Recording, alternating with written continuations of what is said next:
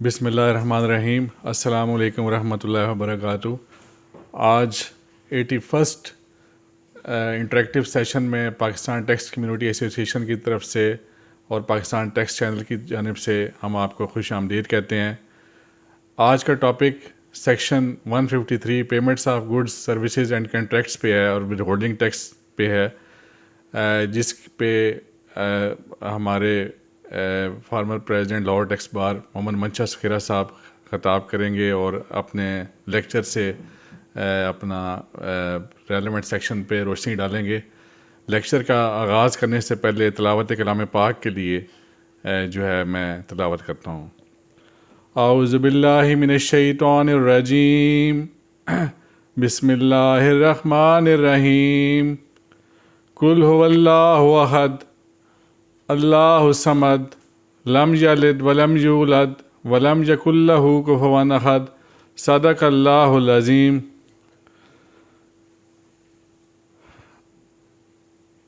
खुदा का ज़िक्र करे और ज़िक्र मुस्तफ़ा न करे, चंद इशार हज़ूर पाक सल्लल्लाहु अलैहि वसल्लम की बारगाह में हदिया अक़ीदत हैं। बलग़ल्लुला बिकमालिही कशफ़द्दुजा बिजमालिही हसनत जमी व हिसालिही सल्लु अलैहि वालिही। अब सर मोहम्मद मंशा सखीरा साहब से इल्तमास है कि वो आएँ और सेक्शन 153 पेमेंट्स ऑफ गुड्स कंट्रैक्ट्स और सर्विसेज पे अपने मुफीद लेक्चर से हमें इस्तिफ़ादा हासिल कराएँ। Thank you very much. Sir Mohammad Mansha सखीरा।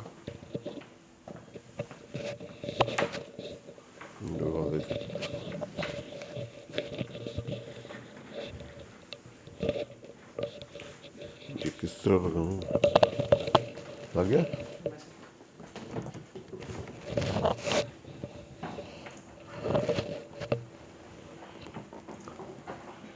औज़ुबिल्लाहि मिनश्शैतानिर्रजीम बिस्मिल्लाहिर्रहमानिर्रहीम। Honourable member of Pakistan tax channel, अस्सलामु अलैकुम। जैसा कि आप जानते हैं कि हमारा जो टॉपिक आज का चल रहा है वो विद होल्डिंग टैक्स है under the income tax ordinance 2001। तो withholding and collection of tax which is species of advance tax. तो आज जो टॉपिक है वो है सेक्शन जो है वो 153 है। जो ये सेक्शन जो है ये सेंट्रल और वाइटल सेक्शन है in the with holding regime. तो जिसमें गुड्स सप्लाई या सेल ऑफ गुड्स या परचेज ऑफ गुड्स उसके रेलेवेंस है, रेंडरिंग प्रोवाइडिंग ऑफ सर्विसेज है और एग्जीक्यूशन ऑफ कॉन्ट्रैक्ट है। तो 3 नेचर ऑफ ट्रांजैक्शन अगर इसमें देखें तो there are 3 kind of nature of transaction: sale of goods, rendering providing supply of services and execution of contract. अब हम इसको देखेंगे कि इसमें बेसिकली सबसे पहले हमें देखना होगा कि who is required to withhold या कलेक्ट टैक्स। तो उसके लिए यहाँ prescribe person prescribe withholding agent है, तो उसकी हम डेफिनेशन देखेंगे। जो उसमें फॉल करेंगे वो डायरेक्शन करेंगे या विद होल्डिंग करेंगे।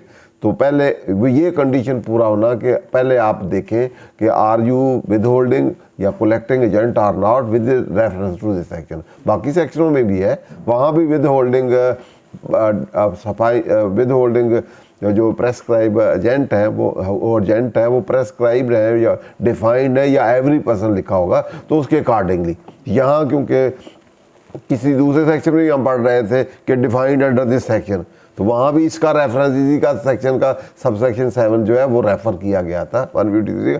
वहाँ ये एवरी सबसे पहला वर्ड जो है एवरी प्रेस्क्राइब पर्सन, इसमें एवरी पर्सन नहीं लिखा, every prescribe. Prescribe by the law, तो लॉ में या प्रेस्क्राइब बाय द रूल्स। तो लॉ के अंदर प्रेस्क्राइब पर्सन अलहदा डिफाइंड है। सबसे पहला वर्ड होना जरूरी है कि if you are prescribe person या then it cast upon your obligation to deduct या विद होल्ड टैक्स। अगर आप एवरी पर्सन नहीं है, एवरी प्रेस्क्राइब में आप फॉल करते हो तो देन आप पे वो लाइबिलिटी अराइज होती है ऑफ डिडक्शन या विद होल्डिंग पर्सन। और दूसरा word making a payment, most important. अब मेकिंग पे एट द टाइम डिडक्टेबल या कलेक्टेबल इवेंट क्या है? जब आपने पेमेंट करनी है। तो एट द टाइम आप परचेज नहीं, आप अप्रूवल पे अगर परचेज करते हैं और क्रेडिट परचेज करते हैं, रिकॉर्ड कर लेते हैं या रिटर्न कर लेते हैं, तो ये लायबिलिटी राइज नहीं होती। ये कब होती है? Eight the time of it making payment.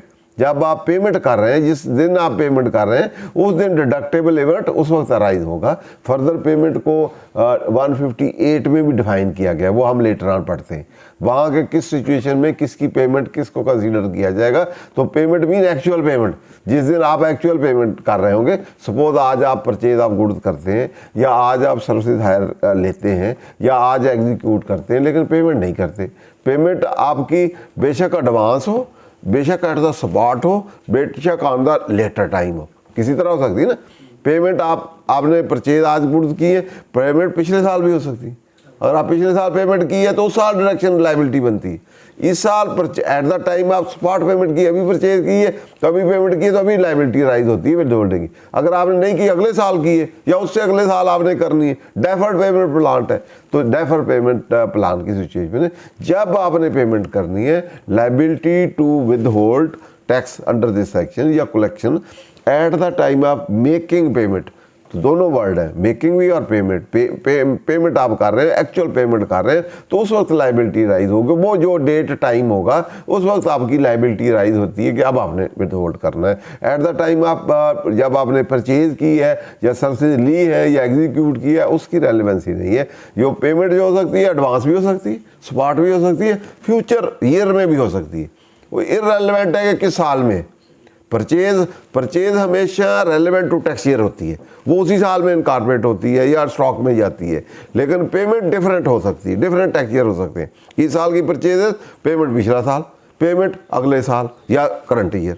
तो जिस साल में उसकी जितनी पेमेंट है, सपोज एक ट्रांजैक्शन परचेज है, आप 10,000 की इस साल खरीदी है, इसका 1,000 पिछले साल दिया, तो लायबिलिटी एक साल पे पिछले साल थी। इस साल आपने 6,000 दिया, तो इस 6,000 पे इस साल लायबिलिटी, तो बाकी बैलेंस आपने अगले साल दिया तो लायबिलिटी अगले साल। तो इसलिए पेमेंट का वर्ड जो है मोस्ट इम्पॉर्टेंट है, जो अदरवाइज बाद दफ़ा वो जितनी परचेज होती हैं सारी पे टैक्स लगा देते हैं। तो आप कह सकते हैं कि इसमें परचेज में से मैंने पेमेंट नहीं की, इसमें से इतनी तो पेबल में, क्रेडिटर में, तो वो क्रेडिटर पे वो लेस करना पड़ेगी। इसी तरह आपने कोई पेमेंट पहले कर दी, उस पर भी नहीं लगा सकते। पिछली परचेज की इस साल पेमेंट की तो उसमें लायबिलिटी राइज हो जाएगी, या फ्यूचर की आपने इस साल की है तो उस परचेज की इस साल हो जाएगी। पेमेंट के रेफरेंस से विद होल्डिंग जो लायबिलिटी है राइज होगी। फुल पेमेंट की हो आपकी ट्रांजैक्शन की या पार्टली की हो, पार्टली मीन एडवांस, फ्यूचर का एडवांस या पीछे एडवांस दिया हुआ है, या अदरवाइज किसी और का दिया हुआ या करंट ईयर का ही दिया है, by way advance to the resident. और आखिरी बात जो है रेजिडेंट की, अब पेमेंट के बाद फुल या पार्ट, एडवांस हो, टोटल हो, जैसे मर्जी हो। और रेजिडेंट, ये सेक्शन रेजिडेंट के, नॉन रेजिडेंट हमने पिछला सेक्शन पढ़ लिया, तो डेफिनेशन भी हमने देख ली थी। जो रेजिडेंट है, रेजिडेंट नहीं है तो नॉन रेजिडेंट है, वो अब दोबारा नहीं हम देखते। कंपनी रेजिडेंट भी देख ली थी, एओपी भी देख ली थी और इंडिविजुअल भी देख लिया था। तो अब ये सेक्शन जो है अगर हम इसको दोबारा रिव्यू करें तो पहली जो कंडीशन आती है, प्रेसिडेंट कंडीशन है for application of this section, that is prescribe person. दूसरा डिडक्टेबल या कलेक्टेबल इवेंट क्या है, वो पेमेंट है, टाइम ऑफ पेमेंट है। जब पेमेंट करनी उस वक्त इवेंट राइज होगा, दैट विद होल्डिंग का इवेंट जो है उस वक्त राइज होगा, at the time of purchase नहीं, at the time of payment. फिर वो फुल पेमेंट हो, पेमेंट को साथ क्वालिफाई की है, फुल हो या पार्ट हो, वो डिफरेंट स्टैगर हो, डिफरेंट वो इंस्टॉलमेंट में, तो उस इंस्टॉलमेंट पे राइज होगी, सारी है तो उसके मुताबिक। और दूसरा आपने रेजिडेंट को आपने पेमेंट की और रेजिडेंट की परचेज सेल जो है वो रेजिडेंट से ली है या दी हो। इस तरह सर्विसेज जो है आपने परचेज की है तो गुड्स की है आपने परचेज, तो रेजिडेंट से है। दूसरी भी है नॉन रेजिडेंट को नहीं पेमेंट। ये पेमेंट किसको करनी है, अंगेज द परचेजेज या सर्विसेज या execution to the resident, non resident को नहीं। नॉन रेजिडेंट हो तो 150 अप्लाई होगा। और नेचर ऑफ ट्रांजैक्शन ये होंगे, हर एक पे नेचर पे नहीं, इसमें 3 नेचर ऑफ ट्रांजैक्शन है जो अराइज होंगे, उसमें हम आगे देखते हैं। नेक्स्ट, अब पहली कंडीशन होगी प्रेस्क्राइब पर्सन, दूसरा मेकिंग पेमेंट फुल पार्ट और टू द रेजिडेंट। अब हमने देखनी है कि पेमेंट तो करनी है, प्रेस्क्राइब को पर्सन भी होना चाहिए, रेजिडेंट भी होना चाहिए, पेमेंट भी होनी चाहिए। आप पेमेंट किस चीज़ की है, वो नेचर ऑफ ट्रांजैक्शन क्या है, अगला स्टेप हमने देखना है कि किस चीज़ की पेमेंट है भाई। वो क्या ट्रांजैक्शन तो बहुत से हो सकते हैं। पिछले हमने पढ़े हैं, सैलरी की पेमेंट है या आपकी कोई और है, आपकी सैलरी हो सकती है, इंटरेस्ट हो सकता है, डिविडेंड हो सकता है और काफ़ी सारे ट्रांजेक्शन है, रेंट हो सकता है। लेकिन ये ट्रांजेक्शन इस सेक्शन में स्पेसिफिक है। वो कौन सी है? 3 पेमेंट है, उनकी कंसिडरेशन में आपने जो पेमेंट करनी है। तो पहला है सेल ऑफ गुड्स। तो sale of goods mean supplier ने सेल की हो, आपने परचेज की हो, तो यू आर सेल किसी ने की है, इंक्लूडिंग टॉल मैन्युफैक्चरिंग। तो टॉल मैन्युफैक्चरिंग को भी उसने उसी के अंदर शामिल कर लिया। इवन सेल ऑफ गुड्स में या परचेज ऑफ गुड्स में वो शामिल नहीं है, लेकिन स्पेसिफिकली जब ऐड कर लिया तो वो इसके अंदर आ जाएगी। जैसे आपने वीविंग कहीं से करवा ली, कुछ मटेरियल यूज़ हुआ है, कुछ नहीं हुआ, कुछ सर्विसेज है, कम है, इस तरह, तो टॉल इसमें एक्सेप्ट में। अब इसमें एक्सक्लूजन भी है, किस अमाउंट तक वो अप्लीकेबल नहीं होगी। उसने कहा where payment is less than 75,000 rupee in aggregate during the financial year. अगर आपने एक साल में तो पेमेंट करते हैं 75,000 ड्यूरिंग ए फाइनेंशियल ईयर, तो ये अगर उसके साथ पड़े एवरी प्रेस्क्राइब पर्सन, तो एक बंदे को जो प्रेस्क्राइब है, जो विद होल्डिंग एजेंट है, वो प्रेस्क्राइब की ड्यूटी है, मेकिंग पेमेंट है। तो किसी पार्टी को है तो टोटल जो है 75,000 की आप उसको पेमेंट करेंगे। इस हद तक जो है लेस देन 75,000 से लेस है, कम है, तो फिर ये विद होल्डिंग प्रोविजन अप्लीकेबल नहीं होगा। 75,000 है या उससे अबव है तो फिर टोटल पे अप्लीकेबल हो जाएगा। अगर किसी एक पार्टी से आपने परचेज की है, उसको पेमेंट करनी है, तो अगर सारे साल में एक सपोज आपने 10,000 की परचेज की, फिर 15 की, 20 की, 30 की, लेकिन टोटल एग्रीगेट अगर 75,000 से कम है तो ये अप्लीकेबल नहीं। अगर 75,000 से एक ही ट्रांजैक्शन हो गया तो उस पर अप्लीकेबल, अबव हो गया टोटल फिर सब पे अप्लीकेबल हो गया। क्लियर जी? उसमें इस 1 साल का है, 2 साल 3 साल नहीं है, हर साल आप कंटिन्यू ट्रांजैक्शन है ड्यूरिंग द ईयर। हो सकता है इस साल आपने 60,000 परचेज की हो, अगले साल फिर 75,000 से कम हो, 74 हो, तो उस पर अप्लीकेबल नहीं। अगर साल में अबव हो गया तो फिर वो टोटल पे अट्रैक्ट हो जाएगा। पहले ये SRO 856 था, उसमें इसकी लिमिट थी मेरा कोई 10,000 और 25,000 थी गुड्स की और 10,000 की सर्विसेज की।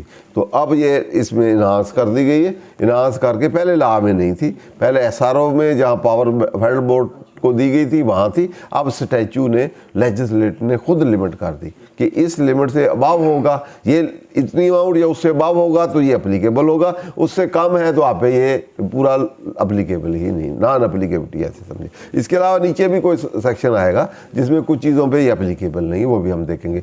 तो गुड्स के रेफरेंस से 75,000 या अबव होगा तो अप्लीकेबल होगा, और less than aggregate amount during the year from A party तो उसमें अप्लीकेबल नहीं होगा। ठीक है जी?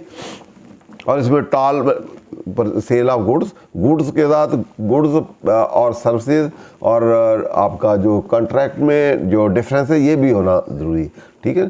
तो goods mean movable, tangible and movable, ऐसे समझो। जो चीज़ टेंजिबल हो और मूवेबल होगी वो गुड्स होगी। ठीक है? तो सर्विसेज में इंटेंजिबल और मूवेबल, ऐसे समझ ये मूवेबल प्रॉपर्टी जो है उसकी ये 2 कैटेगरी हैं। मूवेबल प्रॉपर्टी जो है, प्रॉपर्टी की 2 कैटेगरी, मूवेबल और रिमूवेबल। मूवेबल में टेंजिबल और इंटेंजिबल। मूवेबल पहली कंडीशन मूव हो, दूसरा टेंजिबल भी हो सकती है, इंटेंजिबल है। सर्विसेज आ गई इंटेंजिबल, मूवेबल, टेंजिबल होगी गुड्स।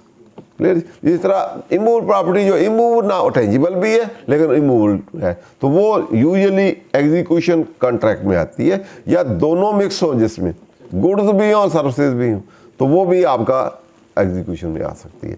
उसमें इनडिविजिबल हो कि इसमें गुड्स कितनी है और सर्विसेज कितनी है, वो इसमें आ सकती है। या डिविजिबल है तो डिविजिबल है, गुड्स में चली जाएगी, सर्विसेज में चली जाएगी। ठीक है जी? कुछ चीज़ें ऐसी भी होती हैं जो कि गुड्स भी नहीं है, सर्विसेज भी नहीं है और इमूवेबल भी नहीं। जैसे लिविंग एनिमल्स है, इंसान है, ठीक है ना, वो गुड्स है ना वो है। ठीक है? तो वो इस तरह की जो लिविंग चीज़ें हैं वो इन तीनों में फाल नहीं करती, वो चौथी कैटेगरी समझ लें आप। ठीक है जी? वो प्रॉपर्टी में भी आती है कि नहीं आती है अलग बात। ठीक है?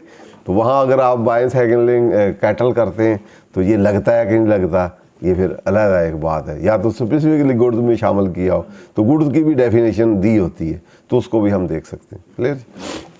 अब पहला आपका हमारा आ गया गुड्स, दूसरा आ गया rendering providing of services except where payment is less than 30,000 P in aggregate during the financial year। तो इसमें 30,000 है, पहले 10,000 थी, वो SRO के तहत 586 के तहत उसमें FBR जो फेडरल गवर्नमेंट ने स्पेसिफाई की थी।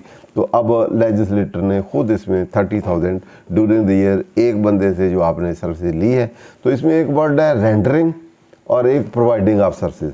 रेंडरिंग का यूजुअली वर्ड जो है वो प्रोफेशनल के साथ अटैच होता है, जहाँ professional through their practice experience और स्पेशलाइज फील्ड हो, जैसे चार्ट अकाउंटेंट है, एडवोकेट है, इंजीनियर है, डॉक्टर है, तो वो स्पेशलाइज है, वहाँ वर्ड जो है यूजुअली रेंडरिंग का आता है।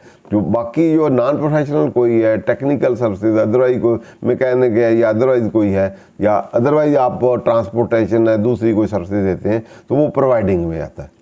बात सप्लाई ऑफ सर्विसेज भी इंटरचेंजेबल वर्ड होते हैं। तो वर्ड सप्लाई ऑफ गुड्स और सेल ऑफ गुड्स ये भी डिफाइंड है। ये केस लाया है यहाँ खुर्शीद का, एक लास्ट टाइम हमने डिस्कस किया था, उसमें सप्लाई ऑफ गुड्स और सेल ऑफ गुड्स में क्या फ़र्क है। सप्लाई कंटिन्यूटी है और सेल में आप और स्पॉट का ट्रांजैक्शन भी हो सकती है। वो सेल जो है दोनों इंक्लूड हो सकती है, कंटिन्यूटी भी हो सकती है, स्पॉट में भी हो सकती है। तो यूजुअली सप्लाई, जैसे सप्लाई आप वो इलेक्ट्रिसिटी है, एक कंटिन्यूटी चीज़ में आएगी जहाँ, तो एक बंदे को आप रेगुलर दे रहे हैं तो वो उसको सप्लाई करेंगे। इरेगुलर कहीं आ जाती है, रेगुलर है, कोई कस्टमर आया गया, तो उस सिचुएशन में वो सेल में रेगुलर भी है, रेगुलर दोनों शामिल है। Sale is broader in scope और supply is limited to the extent of regularity. ये खुर्शीद का हम देख लेते हैं।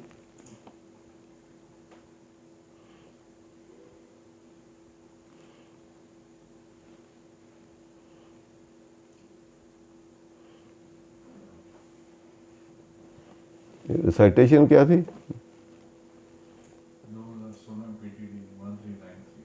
2016 PTD 1393। तो इसमें सप्लाई और सेल को डिफरेंशिएट किया है।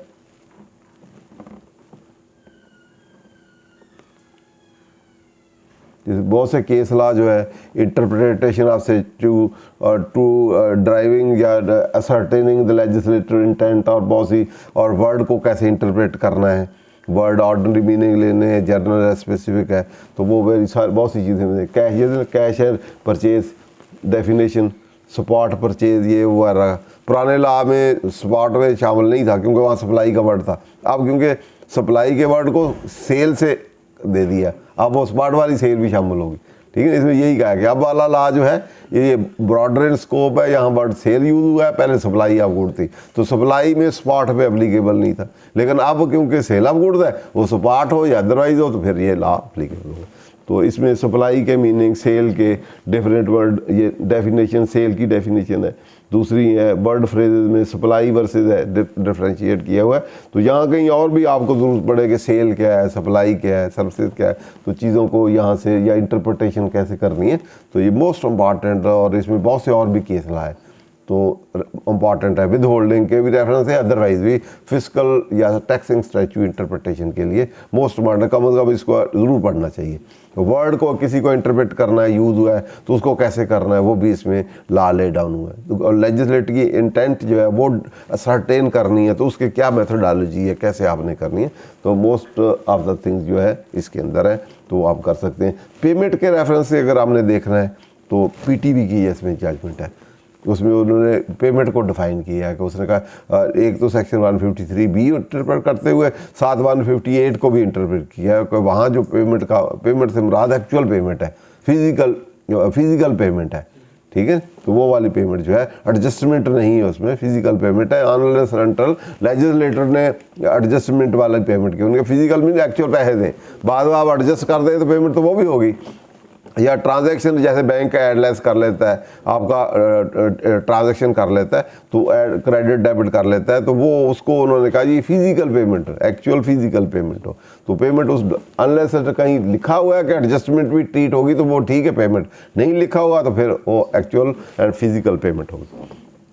तो उसके लिए ये वो किधर PTV क्या साइटेशन है, ये 2017 SCMR 1136। पहले मैं एक्सप्लेन किया था, वापडा को PTV ने कहा था कि आप हमारी फ़ी कलेक्ट कर रहे हैं, लाइसेंस फ़ी, तो उसने उसी में से कमीशन काट लिया था और बाकी पेमेंट कर। उन्होंने कही आपने कमीशन पे क्यों नहीं कलेक्ट किया? उन्होंने कही हमने तो पेमेंट नहीं की।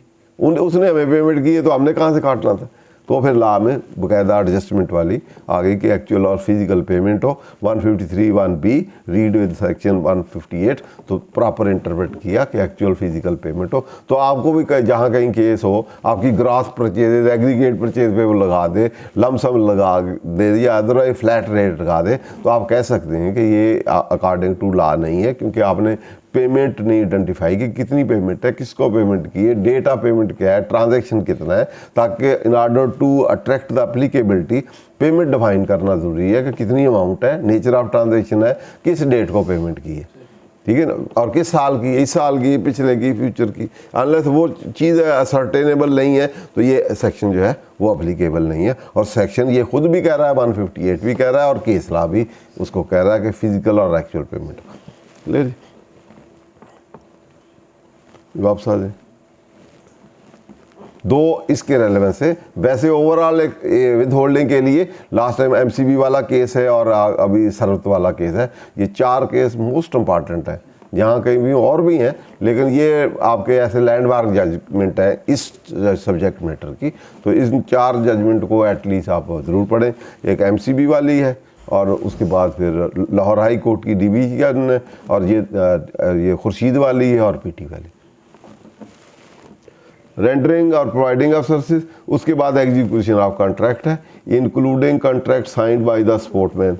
आपको ये काफ़ी सारा इसमें डिस्प्यूट था कि स्पोर्टमैन है जो सर्विसेज में आता है या कॉन्ट्रैक्ट में आता है, तो फाइनल है मिनिमम है क्या है, तो उन्होंने स्पेसिफिकली फिर इसको यहाँ ऐड कर दिया कि ये एग्जीक्यूशन ऑफ कॉन्ट्रैक्ट में होगा। जहाँ कोई जनरल लॉ और स्पेशल लॉ हो, दोनों में कॉन्ट्रैक्ट हो, तो स्पेशल लॉ जो होता है वो प्रीवेल करता है ओवर द जनरल लॉ। इसी तरह स्पेसिफिक प्रोविजन हो और एक जनरल प्रोविजन हो, तो स्पेसिफिक प्रोविजन जो है that shut down door for any implication, तो वो specific provision always prevail over the general provision. इस तरह ओवर राइडिंग होता है सेक्शन, वो that stand on the higher pedestal, तो वो हायर पेडेस्ट्रल पे होता है, वो दूसरा जो होता है उसका सबसर्विएंट होता है। क्लियर? इस तरह लीडिंग कोई सेक्शन होते हैं और कोई सबसर्विएंट होते हैं, तो लीडिंग वाला प्रीवेल करता है उस पर, स्पेसिफिक वर्सेज जनरल, या आपका जनरल वर्सेज स्पेशल, या लीडिंग वर्सेज सबसर्विएंट, ठीक है। या ऐसे कर लें चार्जिंग और प्रोसीजर, चार्जिंग हमेशा प्रोसीजर पे प्रीवेल, या सब्सटेंटिव वर्सेस प्रोसीजर, सब्सटेंटिव जो है हमेशा प्रोसीजर पे प्रीवेल करता है। एक चीज़ सब्सटेंटिव में नहीं है तो उसमें प्रोसीजर अप्लीकेबल नहीं हो, प्रोसीजर बेशक दिया हो लेकिन वो लॉ में चार्जेबिलिटी में नहीं फाल करता तो वो आउट है स्कोप, ठीक है ना, पहले उसके अंदर आना ज़रूरी। तो नेक्स्ट C है जी, ऑन एग्जीक्यूशन ऑफ कॉन्ट्रैक्ट। तो कॉन्ट्रैक्ट तो ऐसे सेल ऑफ गुड्स का भी हो सकता है, सेल ऑफ सर्विसेज का भी हो सकता है। यहाँ कॉन्ट्रैक्ट जो है, कॉन्ट्रैक्ट अदर देन उन दोनों से, क्योंकि वो दोनों अलग आ गए हैं। कॉन्ट्रैक्ट ऑफ गुड्स है तो वो ऊपर वाले में, कॉन्ट्रैक्ट या एग्रीमेंट सर्विसेज का है वो तो ऊपर वाले में, लेकिन यहाँ जो कॉन्ट्रैक्ट है वो एग्जीक्यूशन ऑफ कॉन्ट्रैक्ट है। Clear? Signed by the side not in are contract are, आगे क्या, नॉट इंक्लूडिंग कॉन्ट्रैक्ट, दोनों इसमें से एक्सक्लूड कर दिए गए, ठीक है, इसमें से एक्सक्लूजन कर दें, नहीं तो अदरवाइज वो भी इसमें शामिल हो जाना था।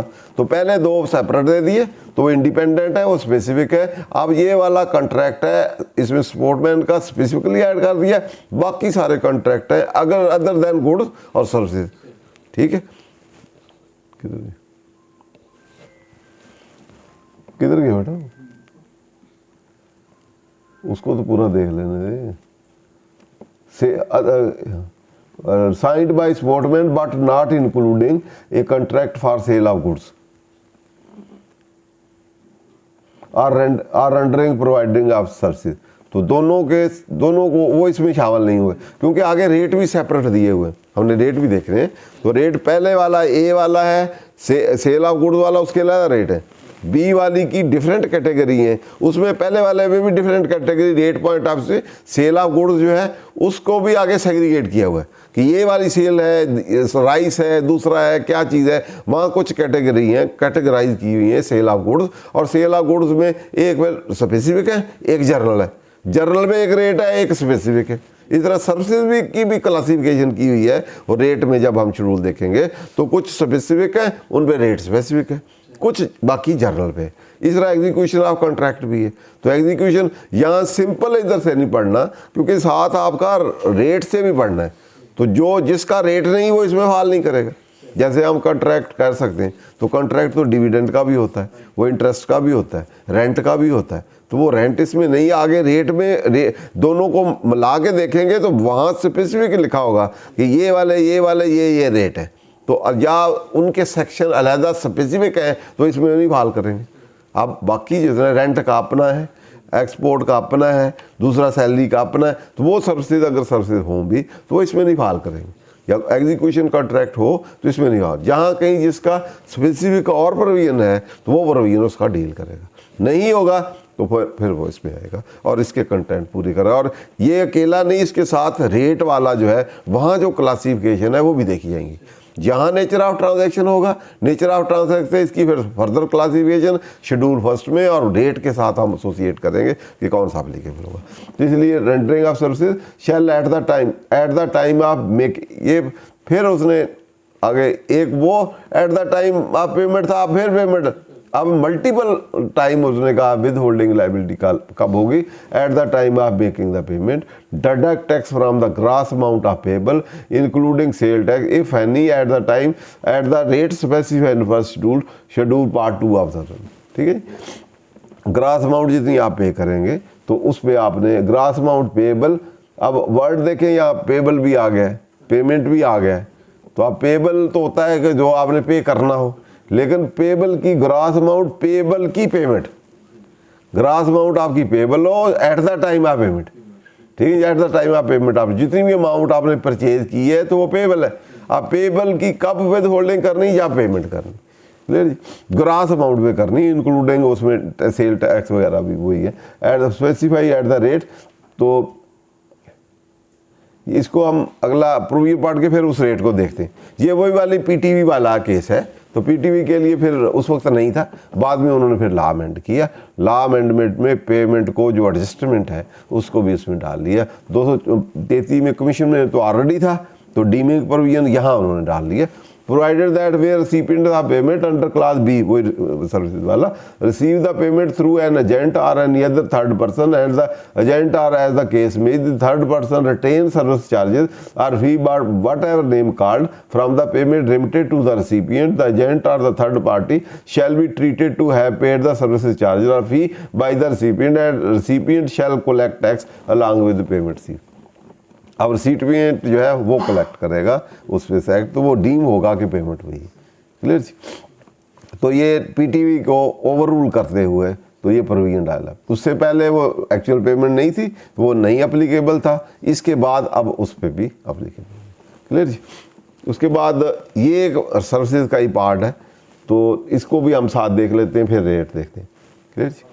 तो ये भी क्योंकि नेचर ऑफ ट्रांजैक्शन थोड़ा सा स्पेसिफिक कर दिया है, अदरवाइज ये भी सर्विसेज में आता है, यहाँ इसमें कुछ स्पेसिफिक कर दिया है, तो इसके लिए भी हम देख लेंगे इसके रेट कहाँ हैं। एवरी एक्सपोर्टर का तो वैसे अदरवाइज वो 154 है और सर्विसेज का 154A है, लेकिन यहाँ भी कुछ सर्विसेज जो डाइंग सर्विसेज वगैरह है एक्सपोर्टर की दिए, तो उसके लिए अलहदा ट्रांजैक्शन क्रिएट कर दिया गया, अलहदा रेट है, उसको हम देख लेंगे कहाँ है। Every exporter or export house making a payment in full or part including a payment by way advance to a resident or permanent establishment in Pakistan of a non-resident for rendering or providing of services of stitching, dyeing, printing, embroidery, washing, sizing, waiving shall at the time of making payment deduct tax from gross amount payable at the rate specified in division 4 of part 2 of S0।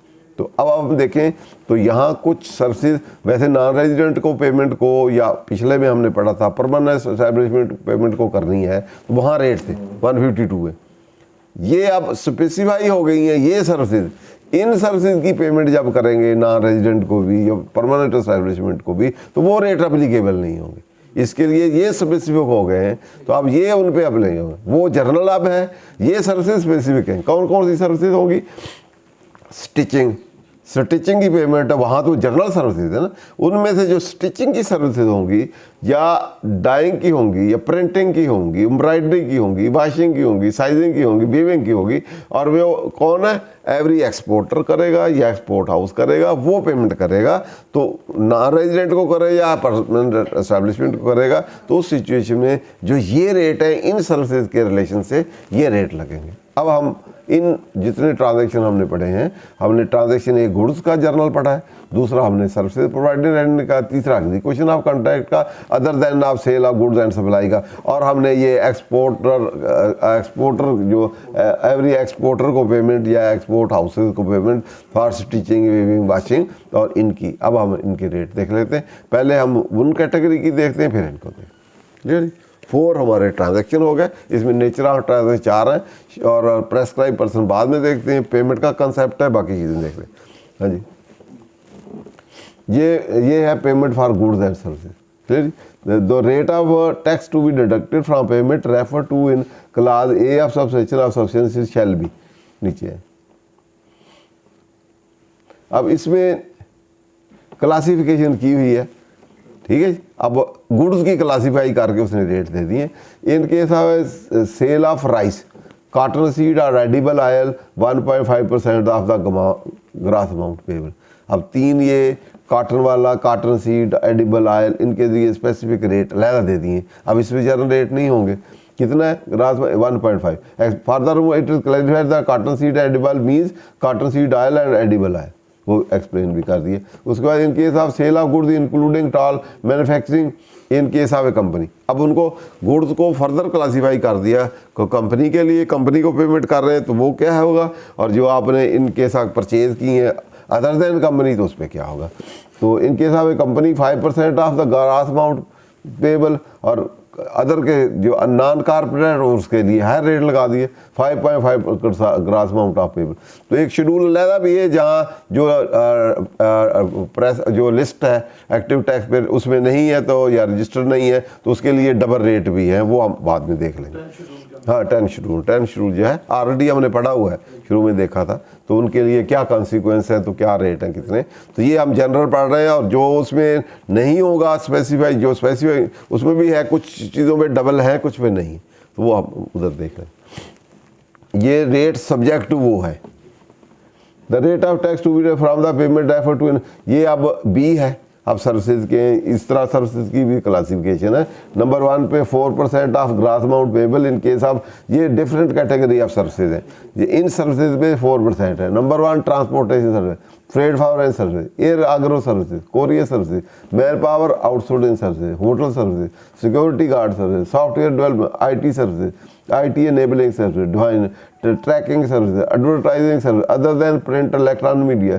share registrar services, engineering services, including arterial services, warehousing services, services rendered by asset management, data services, provided under the license issued by Pakistan Telecom Authority, telecom infrastructure tower services, car rental services, building maintenance services, services rendered by stock exchange, Pakistan Mercantile Exchange Limited, inspection, certification, testing and training services, oil feeds, telecommunications, collateral management services, travel and tour services, REIT management services, services rendered by National Clearing Company of Pakistan Limited।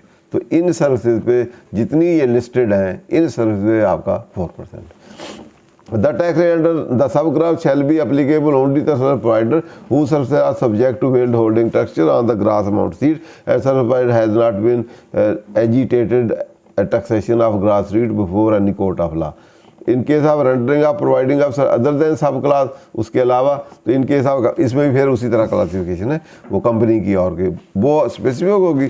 अब ये general है, company point of view से other company में 9% services उसको payment की, in other case 11% of gross amount payable and respect पर making payment to electronic media, क्योंकि उसमें से एक्सक्लूड किया था, जहाँ इलेक्ट्रॉनिक और ये मीडिया जो है वो सेपरेट दे दिया गया और उसका 1.5% पेमेंट। उसके बाद नेक्स्ट है रेट ऑफ पेमेंट टू सी। अब एग्जीक्यूशन ऑफ कॉन्ट्रैक्ट आ गया। 10% of the gross amount payable in case of sports के लिए लहदा कर दिया। इन केस ऑफ ए कंपनी 7.5% और इन case of other 8% of the grass. तो आप वो अगले वाला उसका लहदा खोलें। हाँ जी, उसका डूइंग, उसमें इसका रेफरेंस था।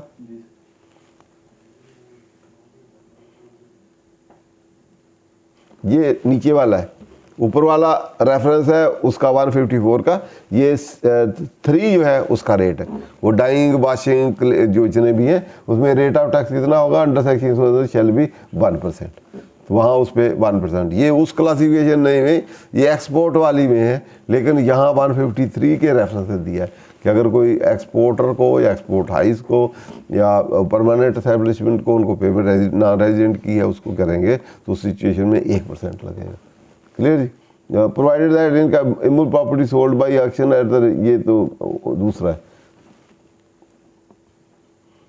ठीक है जी, अगले नेक्स्ट हम चलते हैं। अब हम देखते हैं उसकी नॉन अप्लीकेबिलिटी और किसी पे है या उसकी फाइनल है, फिक्स है, मिनिमम कहाँ है, उसके बाद उसकी फिर डेफिनेशन जो है वो क्या है, वो हम आगे चलते हैं नेक्स्ट देखिए।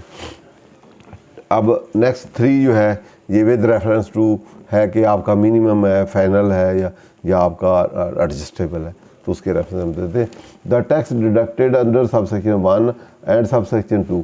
अब सबसेक्शन 1 क्या था, 1 में तीनों ट्रांजेक्शन है, 2 में डाइंग शाइंग वो था, तो अब दोनों का ऑप्शन रख दिया। In this section on the income of a resident person, अब रेजिडेंट पर्सन के लिए है मिनिमम, अब नॉन रेजिडेंट परमानेंट एस्टैब्लिशमेंट वो नहीं है, रेजिडेंट के लिए शैल बी मिनिमम टैक्स। ठीक है, आगे मिनिमम पहले कह दिया मिनिमम है, अब नीचे कुछ एक्सक्लूजन है, कहाँ मिनिमम है कहाँ नहीं है। क्या जी, provided that tax debt under section A 1 shall not be minimum tax. ठीक है, अब गुड्स का ये गुड्स की बात हो रही है, तो गुड्स 1A जो है गुड्स का उसके मिनिमम नहीं होगा। Where payment receive on sale और सप्लाई ऑफ गुड्स, वहाँ सप्लाई का वर्ड नहीं था, यहाँ सप्लाई का वर्ड भी आ गया। Supply of goods by a company being manufacturer of such goods, कोई मैन्युफैक्चरर है तो उस पे लिए नहीं है। और public company listed on a stock registered exchange इन पाकिस्तान। ठीक है, इन दो के लिए वो मिनिमम नहीं है। आगे नेक्स्ट, अगर सी ठीक हो गया, बी का नहीं है टैक्स, वो बस ये उसको एक्स को इसको एक्सक्लूजन है, बाकी मिनिमम है। सर्विस पे आटोमेन में जो इसमें एक्सक्लूजन है वो एडजस्टेबल है, वो मिनिमम नहीं है, तो बाकी के लिए वो मिनिमम। तो tax direct under C execution shall be adjustable if payment receive by a public listed company stock exchange Pakistan on account of execution of contract. Listed company execution of contract में लेगी तो उसका adjustable होगा, बाकियों के लिए वो minimum होगा। Furthermore it is explain that the income of a resident person preference section means amount on which tax is developed under section 1 और सब सेक्शन 2। ठीक, आगे एग्जाम्पशन का है कि कमिश्नर जो है वो एग्जाम्पशन दे सकता है। ये sub section read with section 159 है एग्जाम्पशन का। साथ आपके सेकंड शेड्यूल में कुछ एग्जाम्पशंस हैं, कुछ एग्जाम्प्ट इनकम है, पार्ट 1 में रिड्यूस रेट है, फिर आपका रिड्यूस रेट के बाद रिड्यूस लाइबिलिटी हैं, फिर स्पेसिफिक एक्सक्लूजन्स है। तो वहाँ बहुत सारे सेक्शंस हैं जहाँ डिफरेंट एसएससी को, टैक्स पेयर को या उनको डिफरेंट नेचर ऑफ ट्रांजेक्शन को एग्जाम्पशन है। जहाँ कहीं है तो वो in accordance with 1 section 159 later on हम पढ़ेंगे। तो और साथ ही प्रेस्क्राइब एप्लीकेशन फॉर्म जो है फुलफिल कंडीशन करने की, या एडवांस दिया हुआ है या रिफंड पड़ा हुआ है या एग्जाम्प्ट है या नॉन एप्लीकेबिलिटी है, तो वो एग्जाम्पशन आप ले सकते हैं। तो वो प्रेस्क्राइब फॉर्म उसके मुताबिक आप अप्लाई करें। तो यहाँ उनको पावर दी गई है कि कमिश्नर इस सेक्शन की इंडिपेंडेंट कुछ चीज़ें जनरल पावर है कमिश्नर को वो 159 में कि इन चीज़ों में वो एग्जाम्पशन सर्टिफिकेट देता है। कुछ स्पेसिफिक पावर है उस सेक्शन के तहत ही जिसमें विद होल्डिंग है, वही पावर दी गई है कि आप ये काम कर सकते हैं, लेकिन उसका प्रोसेस 159 वाला ही होगा, वो प्रोसीजर वही होगा। कुछ वहाँ स्पेसिफिक है, कुछ सेक्शन स्पेसिफिक है, ये सेक्शन स्पेसिफिक है, इस सेक्शन के अंदर दी है कमिश्नर को पावर। तो वो जनरल वो जो पावर दी है उसकी यहाँ पे नहीं लिमिटेशन है, वो एग्जाम्पशन वाले और 100% वाले क्रेडिटर वाले को दी गई हैं। तो ये एग्जाम्पशन वाले को अलावा भी है कि एग्जाम्पशन आपकी ट्रांजैक्शन एग्जाम्पशन नहीं भी है, लेकिन आपने एडवांस टैक्स दिया हुआ है, क्रेडिट है, आपका रिफंड ज़्यादा है, तो इसलिए आप पे ना बोर्ड पड़े। तो ये power specific section specific power भी हैं, वो एग्जम्पशन नहीं भी है तो कोई बात नहीं, क्रेडिट है आपका, ओवर क्रेडिट है आपका, रिफंड पड़ा हुआ है या पहले ज़्यादा डिडक्ट हो गया हुआ है, तो उसके लिए कमिश्नर जो है उसको पावर दे दी गई है ताकि ओवर बर्डन ना किया जाए उसको, ताकि उसका कैपिटल जो वर्किंग कैपिटल है वो इफेक्ट ना हो। तो उसकी सिचुएशन देखते हुए कि ओवर बर्डन बाद में रिफंड जो देना है, तो इसलिए उसने उसको, और जितनी लाइबिलिटी एक्सपेक्टेड पोटेंशियल है उसके मुताबिक ही उसको ली जाए। तो उसको फिर लॉ ने, जो लेजिस्लेटर ने उसको किया है कि ताकि उनकी जो प्रॉपर्टी राइट्स हैं या वर्किंग कैपिटल है वो इफेक्ट ना हो, तो उसको एग्जम्पशन दे दी जाए और प्रोवाइडेड के अकॉर्डिंग टू द प्रोसीजर वो अप्लाई करे और ले ले। तो कमिश्नर में, अब में जब वर्ड होती है डिस्क्रिशनरी पावर होती है, तो डिस्क्रिशनरी पावर यूज़ जब कोई किसी को दी जाती है तो वो एज ए ट्रस्ट होता है, वो यूज़ करना भी ज़रूरी है। अगर उसको ये नहीं है कि अब वो उसकी, इसको हम कहते हैं पावर नहीं है, हम कहते हैं ये ड्यूटी है। पावर और ड्यूटी में ये डिफरेंस है कि जब स्टैचू किसी के लगाता है तो वो उसकी ड्यूटी बनती है। एग्जेक्टिव जो है वो ड्यूटी बाउंड है, पावर एबिलिटी टू एक्सरसाइज है और ड्यूटी है कि ये आपने परफॉर्म करना है। जब किसी का right versus right and duty होती है, अगर किसी को राइट दे दिया जाता है तो वह दूसरे की फिर ड्यूटी बनती है। राइट ना हो, फिर आपने वैसे फैसिलिटेट करना हो, आपने ग्रेसिंग करनी हो, तो वो भाई ज़्यादा बात। जहाँ किसी का राइट वर्सेस लीगल राइट अगर हो गया तो फिर आपकी डिस्क्रिशन नहीं रहती, फिर आपकी वो ड्यूटी बन जाती है। जहाँ लीगल राइट को अफेक्ट देना है तो फिर आपकी वो मे हो, शैल हो, कुछ भी हो, तो वो फिर ड्यूटी है। तो ड्यूटी को आपने परफॉर्म करना है। अब वैसे भी जब स्टैचुटरी फंक्शनरीज हैं तो उनकी सारी ड्यूटी भी है, पावर भी है। जहाँ किसी का राइट अक्रू होता है, अब मेरा राइट अक्रू हो गया कि मुझे एग्जम्पशन मिलनी चाहिए, अब उसकी ये नहीं है कि मैं नहीं देता, अब इन अकॉर्डेंस लॉ उसकी ड्यूटी बाउंड है कि वो दे, लेकिन सब्जेक्ट टू मैं फुलफिल करता हूँ कंडीशन। अगर मेरा राइट बनता है, फुलफिल करता हूँ, तो फिर उसकी ड्यूटी है कि वो करे। ठीक है ना, मे शैल या इतना उसका इफेक्ट नहीं है कि मे है तो जो मैं देता नहीं। हमेशा ही जहाँ भी वर्ड किसी को पावर दी जाती है किसी के राइट को अफेक्चुएट करने के लिए, तो वो उसकी when right is coupled with duty या power is coupled with duty is coupled with duty, तो वो मैंडेटरी बन जाती है। तो यहाँ उसकी ड्यूटी बनी है, duty is coupled with the right of others, तो उस सिचुएशन में वो फिर उसकी ड्यूटी बन जाएगी। तो the commissioner may on application made by the receiver of payment referred in subsequent and after making inquiry as the commission think fit may allow in cases where tax debitor under subsection is not minimum by an order in writing any person to make the payment।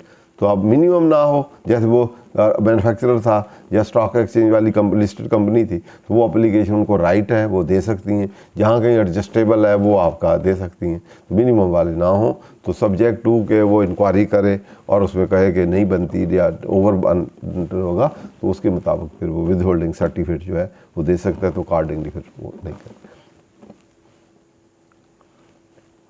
अब उसमें exercise power करते हुए क्या करना है, या तो बिल्कुल रिड्यूस रेट भी दे सकता है कि आप आधा काट लें भी, अब 4% है तो वो कहे भी 2% काट लें, डिपेंडिंग अपॉन द क्वांटम कि कितना डायरेक्ट हो गया कितना नहीं हुआ, या कह सकता है कि सारा ही ना ही काटें भी।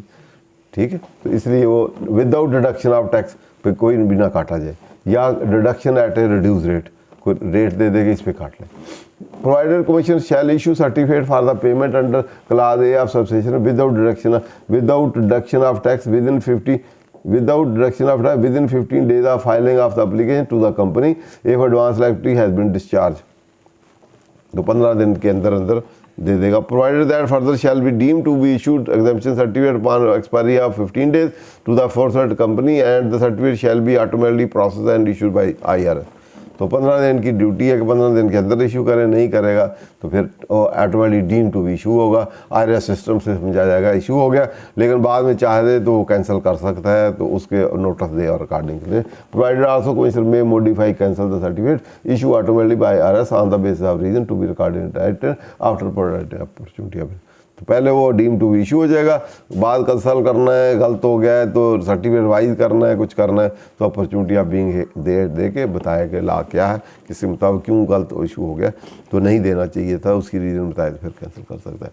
अब ये अगर कोई ट्रांजैक्शन होगी उस पर वो एप्लीकेबल रहेगा कि नहीं रहेगा? कैंसिलेशन में यार रीट्रांसफर थोड़ी होती, आज होगी आज की बात ही होगी, उस वक्त तो दैट होल्ड द फील्ड कि उस पर भी लाइक क्या कर दें।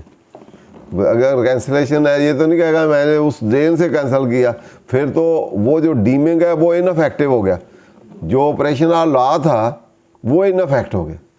मतलब उसको पावर नहीं देगी कि उसको आप नलीफाई कर दें।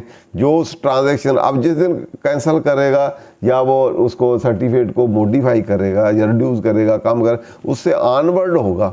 ये नहीं कि फला मैंने डीम्ड को ही ख़त्म कर दिया, तो अगर ये पावर है तो फिर इशू इन डीम ही गलत है। फिर legislator by operation of law जो है कि डीम टू डीम, पहले भी मैंने डीम या लीगल फिक्शन जो है लॉ की, उसमें लेजिस्लेटर के पावर होती हैं कि किसी फैक्ट को अज्यूम कर ले जो एग्जिस्ट नहीं करता। ठीक है, जो एग्जिस्ट नहीं करता, ये एग्जिस्ट नहीं करता सर्टिफिकेट, फिर भी अज्यूम कर लिया कि है भाई हो गया सर्टिफिकेट। एक्चुअली तो नहीं हुआ, फिजिकली इन राइटिंग तो कुछ नहीं हुआ, लेकिन लेजिस्लेटर ने अज्यूम कर लिया कि वो एप्लीकेशन जो है, जैसे हम रिटर्न फाइल करते हैं तो deem to be assessment order हो जाता है, एक्चुअल तो ऑर्डर नहीं होता। यहाँ भी एप्लीकेशन दी है तो application deem to be exemption certificate issue हो गया है, even though that is not actually and practically has been issued. ठीक, फिजिकली प्रैक्टिकली एक्चुअल तो नहीं इशू हुआ, लेकिन that is by operation of law हो गया। तो लेजिस्लेटर के पावर होती हैं कि वो अज्यूम कर ले जो फैक्ट नहीं एग्जिस्ट करते, वो कह दे ये एग्जिस्ट करते हैं, तो फिर कोर्ट की और लोगों की ड्यूटी है कि उसको अज्यूम करेंगे ये एग्जिस्ट ही करते हैं बाई ऑपरेशन ऑफ लॉ। दूसरा ये है कि किसी वर्ड को डिफाइन करना हो तो उसके मीनिंग जो है, एक तो जनरल और स्पेसिफिक मीनिंग होते हैं, हर एक के डिक्शनरी मीनिंग होते हैं। लेजिस्लेटर उस मीनिंग में कोई चीज़ और भी ऐड कर सकता है कि ये इसके मीनिंग है, इवन दो उसके मीनिंग नहीं है। तो लीगल फिक्शन से डीमिंग के अज्यूम कर सकता है ये मीनिंग है, तो कोर्ट को और उसके कीपिंग इन ऑब्जेक्टिव और क्या पर्पस क्या अचीव करना है, क्यों ऐड किया, उसको सामने रखते हुए कोर्ट भी उसको इंटरप्रेट कर सकता है और उसके फिर अफेक्ट देना है, फुल अफेक्ट देना होता है। इसी तरह हैपनिंग नॉन हैपनिंग जो इवेंट्स हैं, कोई चीज़ नहीं हैपन नहीं हुई तो लेजिस्लेटर अज्यूम कर सकता है कि ये हैपन हुई है, या वाइस वर्सा, वो इस तरह कर सकता है। और उसके अकॉर्डिंगली फिर कोर्ट की ड्यूटी है कि वो देख between what person what purpose ये डीमिंग प्रिज्यूम हुई है, क्या पर्पस है, इसका नेक्सस है नहीं है, तो उसके मुताबिक फिर कोर्ट उसको इंटरप्रेट कर सकता है और उसका स्कोप डिटरमाइन कर सकता है। तो तीन बेसिक ये चीज़ें। तो यहाँ क्योंकि डीम कर लिया है कि एप्लीकेशन दी है, 15 दिन में नहीं है, तो 15 दिन जो ही एक्सपायर होंगे तो डीम टू भी अलाउ होगा। अब बाद में पावर दे दी उसको कि वो गलत इशू हो गया है तो कैंसिल कर ले, और ऑनवर्ड उसकी फिर कैंसिलेशन होगी। अब नॉन एप्लीकेबिलिटी कि इन स्पेसिफिक ट्रांजैक्शन है, जैसे वो 75,000 और 30,000 था, उसमें एप्लीकेबल नहीं था। ठीक है, डूरे ये रेक पार्टी थे, ये ओवरऑल ही एप्लीकेबल नहीं है। तो इन ट्रांजैक्शन में उसमें एक आधे ट्रांजैक्शन का था, उसके रेफरेंस कंडीशनल एग्जम्पशन थी, नॉन एप्लीकेबिलिटी थी, ये टोटली नॉन एप्लीकेबिलिटी है। तो sub section 1 shall not apply. अब इसमें 1 सब सेक्शन 1 है नॉन एप्लीकेबल, 2 का रेफरेंस नहीं है। ठीक है, 1 में 3 ट्रांजैक्शन थे, गुड्स, सर्विसेज और एग्जीक्यूशन ऑफ गुड्स। वो 3 में जो नीचे वाले दिए गए हैं, इन पे वो एप्लीकेबल नहीं। नंबर 1 जो जैसे कहते हैं कमर्शियल इम्पोर्टर है, कमर्शियल ने सेम स्टेट में बेचे हैं, तो उसकी फाइनल डिस्चार्ज है वो पहले ही दिया है, आपने ख़रीदा है तो आप पे भी नहीं होगा, तो ऑनवर्ड चलेगा। तो इन द सेम स्टेट अगर कमर्शियल इम्पोर्टर जो है वो बेचता है, तो उस सिचुएशन में आप वो चीज़ें लेते हैं तो उसकी आपने नहीं काटनी, क्योंकि उसका फाइनल डिस्चार्ज है। तो वो वही इसमें इसकी रेलेवेंट क्लाज पार्ट 4 में भी है, उसमें भी इसी तरह मेंशन किया हुआ है। यहाँ जब लॉ ने दे दिया है तो उसकी ज़रूरत ही नहीं है, हो या ना हो उससे फ़र्क नहीं पड़ता। लेजिस्लेटर ने खुद एक क्लास डाल दी है कि इस वाले को सेम स्टेट में अगर है तो उस सिचुएशन में उसको पेमेंट की है तो उस पर एप्लीकेबल नहीं है। Sale of goods where sale is made by the importer of the goods and tax return in respect of has been paid and goods are sold in the same condition as they were when imported. उसी तरह आपने same condition same state में उसी तरह को इसमें further काम नहीं किया, मैन्युफैक्चर नहीं किया या अदरवाइज उसको उसकी कंडीशन को आगे पीछे या बढ़ाया नहीं, कम नहीं किया, और उसी तरह आपने उसको किया, सेम स्टेट और सेम कंडीशन बेची है। तो उस सिचुएशन में कमर्शियल इम्पोर्टर जो है साथ प्रोवाइडेड उसने टैक्स इम्पोर्ट पे दिया हो, तो उस सिचुएशन में फिर ये ला इस सेल पे ये सेल ऑफ गुड्स 1 वाला ये वाला जो है या सर उस पर फिर वो अप्लीकेबल नहीं होगा। इस तरह refund of any security deposit refund की है तो उसमें भी ये एप्लीकेबल नहीं। इसी तरह payment made by federal government provincial government local government to a contractor for construction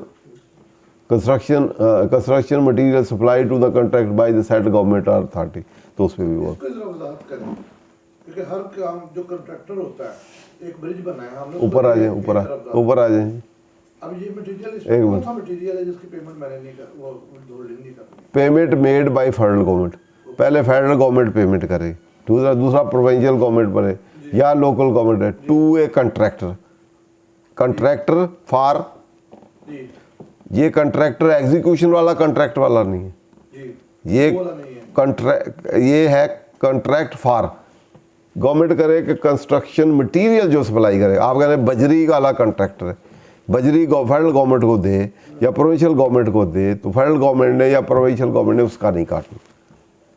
बिल्कुल ठीक है सर, एक बार फिर पढ़ते हैं। फिर पढ़े, शुरू से आ जाए ऊपर। यहीं से चले। नहीं, subsection shall not apply to a payment, to a payment made by federal government. Federal government payment कर रही है, किस क्या चीज़ उसने परचेज की, ठीक है ना। नंबर वन, या प्रोविंशियल गवर्नमेंट कर रही है या लॉ में गवर्नमेंट है, टू पेमेंट किसको कर रहे हैं, to the contractor. Contractor, contract किस चीज़ का, for supply of construction material. जो मुझे गवर्नमेंट, फेडरल गवर्नमेंट को या प्रोविंशियल गवर्नमेंट को या लोकल गवर्नमेंट को, जिसके साथ गवर्नमेंट इन्होंने कॉन्ट्रैक्ट किया हुआ है कि मुझे कंस्ट्रक्शन मटेरियल दें।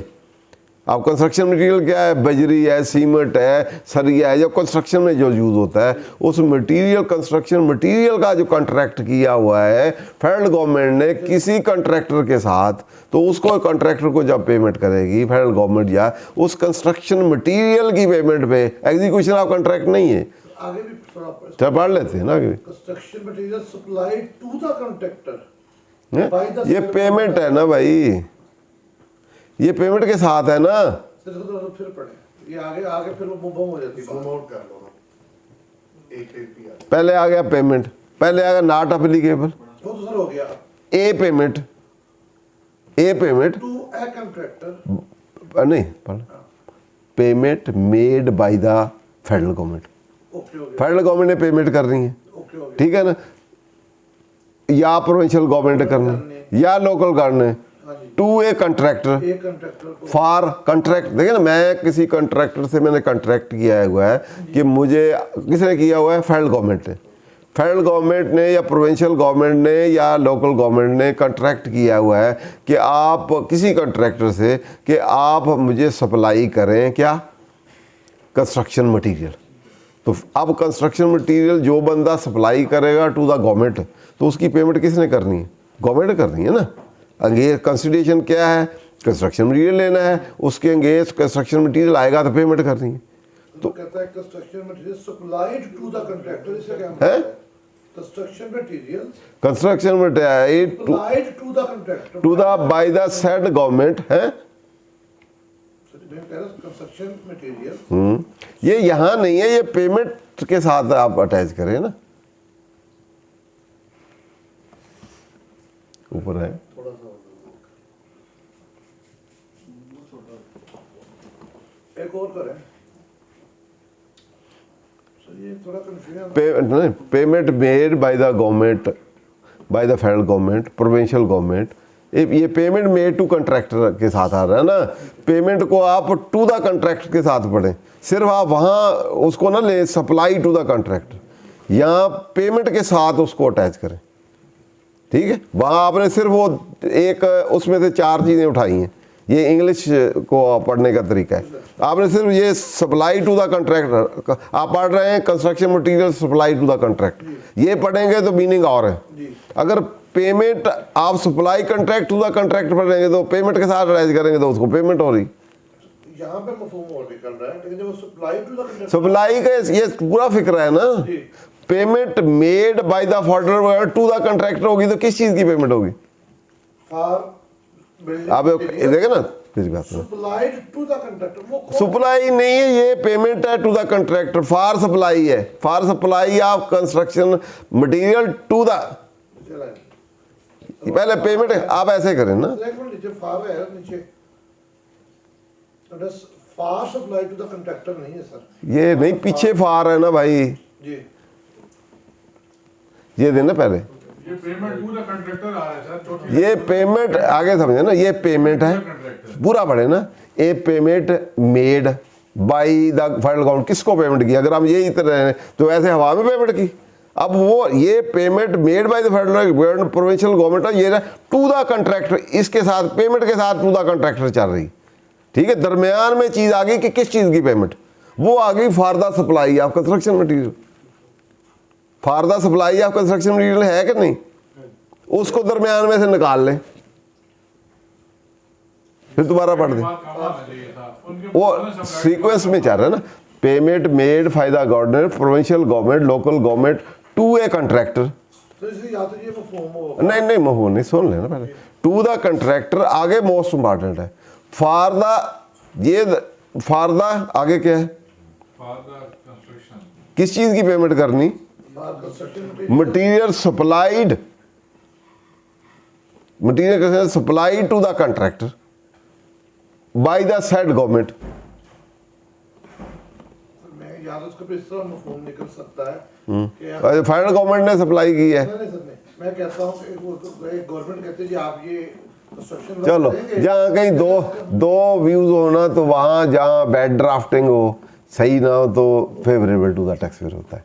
तो ड्राफ्टिंग एरर हो या अदरवाइज हो, टू इंटरप्रिटेशन हो कि एक हम ये समझ लें कि गवर्नमेंट भी जो कॉन्ट्रैक्टर को सप्लाई करेगी तो फिर सप्लाई विद होल्डिंग होगी ना, फिर गवर्नमेंट तो नहीं पेमेंट करेगी, ठीक है ना। तो जब कोई सब जैसे यहाँ पे एक मफहूम ये भी निकल रहा है, जैसे ऑरेंज टाइम एक कंपनी ब्रिज बना रही है, ठीक है, गवर्नमेंट कहती है कि दूसरे कॉन्ट्रैक्टर को, सब कॉन्ट्रैक्टर जो है, तो कोई भी कॉन्ट्रैक्टर जो फेडरल गवर्नमेंट को देगा वो कंस्ट्रक्शन मटेरियल सप्लाई करेगा ना। देखिए ना, एक तो है कि हमने किसी को ठेका दे दिया, तो वो ठेका वो खुद खरीदे या कोई और आगे सब कॉन्ट्रैक्टर कर ले। यहाँ बात तो फेडरल गवर्नमेंट की, 3 गवर्नमेंटों की है, वो पेमेंट करेगी against the supply of construction material. तो कंस्ट्रक्शन का कोई काम करेगी ना, तो कोई उसको सप्लाई करेगा तो उसके अंगेंस्ट कंसिडरेशन ही कोई पेमेंट करेगी, तो वो फेडरल गवर्नमेंट को और उसको एग्जेम्पशन है। अब कंट्रैक्टर को तो एग्जेम्पशन नहीं है, और एग्जेम्पशन उसको किस चीज़ की है, for supply of construction material. 2 चीज़ें ले लें, फेडरल गवर्नमेंट को payment by federal government, payment by provincial government, provincial payment by local government against supply of construction material to the contractor. इतना ही समझ लें, ठीक है। फेडरल गवर्नमेंट को और प्रोविंशियल को उसको एग्जेम्पशन है, जो भी वो पेमेंट करेगी against construction material to the contractor.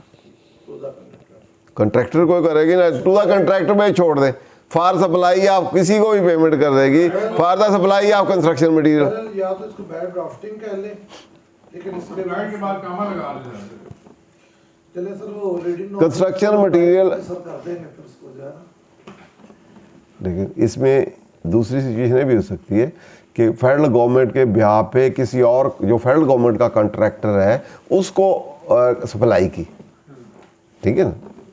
एक तो है फेडरल गवर्नमेंट डायरेक्ट बाइंग कर रही हो, एक फेडरल गवर्नमेंट का एक और कॉन्ट्रैक्टर है जो फेडरल गवर्नमेंट के बिहार पे काम कर रहा है, तो उसको किसी कॉन्ट्रैक्टर ने सप्लाई किया construction material on behalf of federal government, ठीक है। ये हो सकता अब ऐसे कर ले ना, तो और कर ले।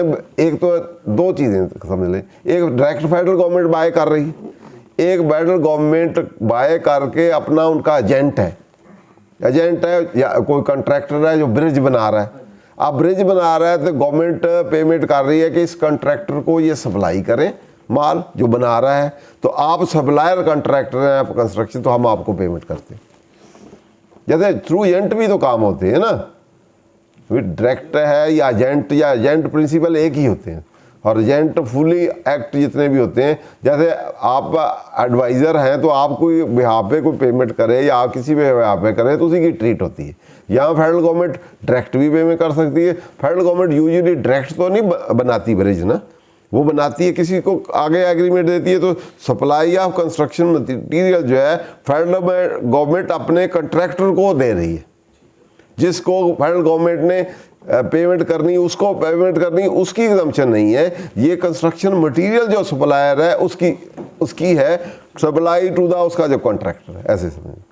सर इसका जो अगर मफहूम 2, 3, 4 समझने के लिए इसी जुमले के, मैंने फेडरल गवर्नमेंट ने एफडब्ल्यूओ को हायर किया ब्रिज बनाने के लिए। एफडब्ल्यूओ ने जब बिल्डिंग मटेरियल की पेमेंट की, उसने कहा ये building material on behalf of government है, नहीं फिर विदहोल्डिंग अप्लाई नहीं होगा, उस पर अप्लाई होगा। उस पे होगा। हाँ जी, वो क्योंकि इंडिपेंडेंट एंटिटी है। इंडिपेंडेंट। हाँ जी, अगर उसने खुद बाया की है देखिए ना, मैं आपका काम करता हूँ, आप कहते हैं मुझे घर बना दें। सर ये दूसरी सूरत में माजरत से आपसे सब समझने के लिए मैं कहता हूँ जी ये बिल्डिंग आपने देनी है, इसमें आप हमसे रेट तय कर लें, लेकिन सामान हम मुहैया करेंगे। वही ना, लेबर बेस है या फुल की बेस है, की टर्न की बेसिस है। प्रोजेक्ट जो है ना, ये आपका टर्न की बेसिस है या आपका सर्विसेज बेस है। आपने लेबर कंस्ट्रक्शन करनी है, मटेरियल मैं सप्लाई करूंगा, तो लेबर मैं जब मटेरियल मैं सप्लाई करूंगा एट द फेडरल गवर्नमेंट, तो मैं लेके उसको दूंगा ना, तो उस वक्त मुझे एग्जम्पशन है। अगर वो एज ए बनाएगा, एज ए कॉन्ट्रैक्टर जिसको मैंने टर्न की बेसिस पे दे दिया, फिर वो खुद बाय कर रहा है, खुद कर रहा है, तो उस सिचुएशन में वो विद होल्डिंग रिस्पॉन्सिबिलिटी उसकी होगी, क्योंकि वो फिर फेडरल गवर्नमेंट नहीं है। बेस है वो एक्चुअल बिल हमें सबमिट करेगा, हैं? लेबर बेस हमारा कॉन्ट्रैक्टर होगा। नहीं नहीं, सुन ले मेरी नहीं सुन ले ना, दो चीज़ें होती है। आप कॉन्ट्रैक्ट जब करते हैं तो एक तो वो है कि आप लेबर बेस कॉन्ट्रैक्ट करते हैं। लेबर बेस में ये होता है कि मटेरियल सारे आपने सप्लाई करने, ठीक है, गुड्स आपने, मटेरियल सारे आपने सप्लाई करने, उसने सिर्फ कंस्ट्रक्शन का काम जो सर्विसेज पार्ट है वो उसने प्ले करना है, लेबर शेबर ये वो। और दूसरा होता है कंपोजिट कॉन्ट्रैक्ट कि लेबर भी उसी की है और मटेरियल भी उसी का है, तो आपने लमसम पेमेंट देनी है। वहाँ वो फिर डिविजिबल नहीं है, पहले मैंने कहा डिविजिबल एग्जीक्यूशन कॉन्ट्रैक्ट और इनडिविजिबल। तो आपने कहा जी मैं रॉ मटेरियल मैं खुद परचेज करूंगा, मैं खुद दूंगा, और सर्विसेज वाला है, फिर आप उसके सर्विसेज भी वाली काट लेंगे, मटेरियल वाला जिससे आपने परचेज किया उसका काटेंगे, और उसके मटेरियल वाला गुड्स में फाल करेगा वो रेट होंगे, सर्विसेज वाले उसके अपने होंगे। क्लियर जी? तो अब दोनों सर्विसेज और गुड्स सेपरेट होगी। दूसरा ये आपने कहा जी आप तो ये पूरा घर आप ही बनाएं, मुझे नहीं पता मटेरियल आप कहाँ से लाते हैं, कहाँ से लाते हैं, लेबर भी आप लाएं, मैं लमसम पेमेंट करूँगा ना। ये गुड्स है ना ये सर्विस है, ये एग्जीक्यूशन ऑफ कॉन्ट्रैक्ट है। फिर एग्जीक्यूशन वाले कॉन्ट्रैक्ट लगेंगे, फिर आप इंडिपेंडेंट है, वो इंडिपेंडेंट है, वो इंडिपेंडेंट जहाँ से मर्जी पाए, उसकी रिस्पॉन्सिबिलिटी गुड्स की अपनी होगी, सर्विसेज की उसकी अपनी होगी। क्लियर? तो यहाँ आपका सर्विसेज कॉन्ट्रैक्ट है कि ऑरेंज वाला या दूसरा कि आप सर्विसेज दें, लेबर या वर्क एंड सर्विसेज दें, तो उस सिचुएशन में गुड्स आपने सप्लाई की, तो आपने सप्लाई जब करनी है तो आपने खुद तो नहीं खरीदा, आपने खरीदा खुद है, लेकिन सप्लाई उसको कॉन्ट्रैक्टर जो आपका है जो बना रहा है लेबर वाला उसको कहा दें। तो इस वर्डिंग में उन्होंने ये कहा कि गवर्नमेंट के यूजुअल कॉन्ट्रैक्ट जो है वो इस तरह होते हैं कि गवर्नमेंट जो है जहाँ उन्होंने रॉ मटेरियल खुद खरीदा है, खुद खरीद के दिया उसको है, तो वो सप्लाई जो भी उसको की जाएगी तो आर्डर गवर्नमेंट के होंगे, पेमेंट गवर्नमेंट करेगी, लेकिन उनके उसका आर्डर या वो खुद भी कर सकता है, कॉन्ट्रैक्टर भी कर सकता है, लेकिन उसकी पेमेंट गवर्नमेंट करेगी। उसको सप्लाई दे दी, उसकी टोटल कॉस्ट और पेमेंट में से उसको निकाल लिया, लेकिन जब इन सप्लायर जिन्होंने माल दिया वो इंडिपेंडेंटली जब गवर्नमेंट उनको पेमेंट करेगी तो वहां से वही ना, जो गवर्नमेंट ऑर्डर करके गवर्नमेंट उसका पार्ट पे करेगी उसको डायरेक्टली सप्लाई कंस्ट्रक्शन उसकी कंसिडरेशन में ये शुमार नहीं होगा। हाँ, उसकी कंसिडरेशन में नहीं होगा, लेकिन जिसकी पेमेंट, यहाँ बात कंसिडरेशन की बात नहीं, यहाँ बात है पेमेंट की। यहाँ पेमेंट जो फेडरल गवर्नमेंट करेगी अगेंस्ट द कंस्ट्रक्शन मटेरियल किसी जिसको कॉन्ट्रैक्टर को, तो उसकी वो विद होल्डिंग करेगी। बेशक वो एग्रीमेंट का पार्ट भी है, तो गवर्नमेंट ने इधर कर दिया, उसने कहा जी गवर्नमेंट को कहे एग्रीमेंट तो मेरा ही है सारा टोटल, लेकिन गवर्नमेंट को कहे आप पेमेंट करेंगे। जब गवर्नमेंट, अदरवाइज उसने विद होल्डिंग करनी थी, यहाँ जब गवर्नमेंट ने पेमेंट करनी है तो वो विद होल्डिंग नहीं लगेगा, वो करेगा तो अप्लीकेबल हो उस पे नहीं लगेगा। लेकिन जब गवर्नमेंट इन जो है वो कंस्ट्रक्शन मटेरियल्स की करेगी, गवर्नमेंट करेगी तो अप्लीकेबल नहीं होगा ला, वो करेगा अगर एफडब्ल्यूओ करेगा, वो कॉन्ट्रैक्टर। इस तरह कास्ट कम आती है ना। बेसिक पर्पस एग्जम्पशन का ये है कि गवर्नमेंट जितने भी प्रोजेक्ट्स हैं जो या ऑरेंज है या ब्रिज है या कोई चीज़ है, तो गवर्नमेंट पेमेंट आप खुद करेगी तो उसका लो कास्ट आ जाएगी, विद होल्डिंग की ज़रूरत नहीं होगी। ठीक है, गवर्नमेंट फिर उसकी नहीं, उसको विद होल्ड नहीं करेगी, और जो सप्लायर है वो इजी होगा, कम उसकी कास्टिंग में आएगा, बर्डन कम आएगा। इसलिए गवर्नमेंट प्रोजेक्ट को, जैसे PRA में भी गवर्नमेंट के प्रोजेक्ट और रिड्यूस रेट दिए हुए हैं 1-2%, तो यहाँ भी वही उसी तरह एग्जम्पशन दी। ठीक है, purchase of NSR lease and buy back agreement by मुदारबा लीजिंग कंपनी, ये है तो उस पर भी परचेज। एग्रीमेंट को जरा वजाहत करो क्या होता है। आप एक चीज़ लीजिंग में यूजुअली होता है कि आप 2 किस्म की लीज होती हैं। तो टैक्स लॉ में तो एक होती है ऑपरेटिंग लीज, एक होती है फाइनेंस लीज। तो फाइनेंस लीज में ये होता है कि आप 3-4 कंडीशनें होती हैं एक तो उसमें होता है कि at the end of lease period आप उसकी ओनरशिप आपके नाम ट्रांसफ़र हो जाएगी। दूसरा ये होता है कि आप जो पेमेंट कर रहे हैं उसको एक टर्म है minimum lease payment, present value of minimum lease payment. जब पेमेंट आप कर रहे हैं तो उसमें प्रिंसिपल भी है और इंटरेस्ट भी है।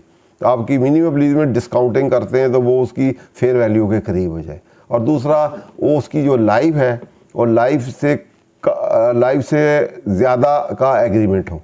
अगर लाइफ 5 साल है, आपका 6 साल का है तो 5 साल में ख़त्म हो जाना है। तो इसको कहते हैं फाइनेंस लीज। फाइनेंस लीज में अकाउंटिंग में उसको एसेट को भी रिकॉग्नाइज करते हैं, लायबिलिटी को भी रिकॉग्नाइज करते हैं, डेप्रिसिएशन भी करते हैं।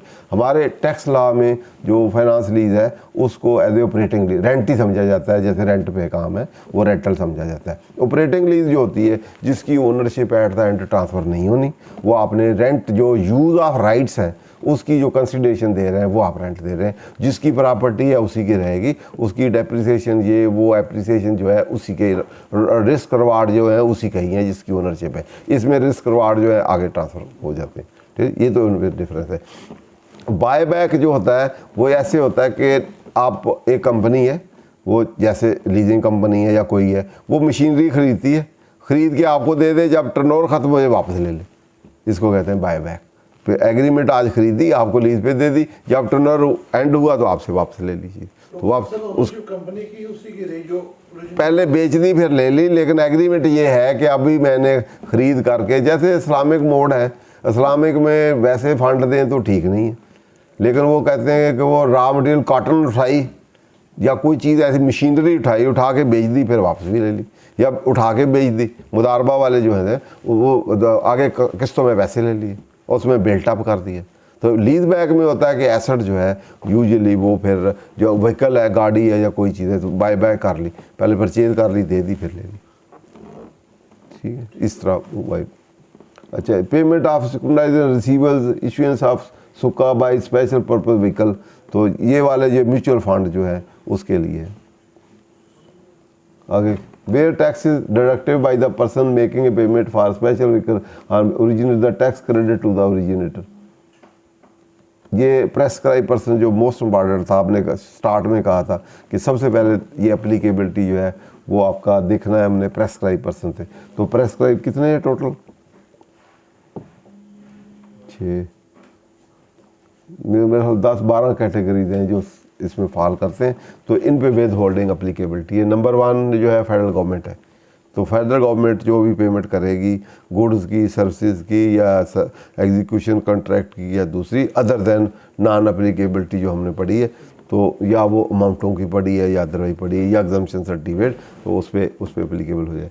जिस तरह कंपनी है, कंपनी प्राइवेट हो, पब्लिक हो, डिफाइन है, उन सारों पे एप्लीकेबल। और कंपनी की डेफिनेशन ट्रस्ट भी आता है, दूसरे भी आते हैं, सोसाइटीज़ भी आती हैं, जो भी डेफिनेशन, तो वहाँ यहाँ कोई स्पेसिफिक कंपनी नहीं है, जो कंपनी की डेफिनेशन में आता है उस पर यह लाभ ली। इस association of person constituted by or under the law, तो ये मोस्ट इम्पॉर्टेंट है।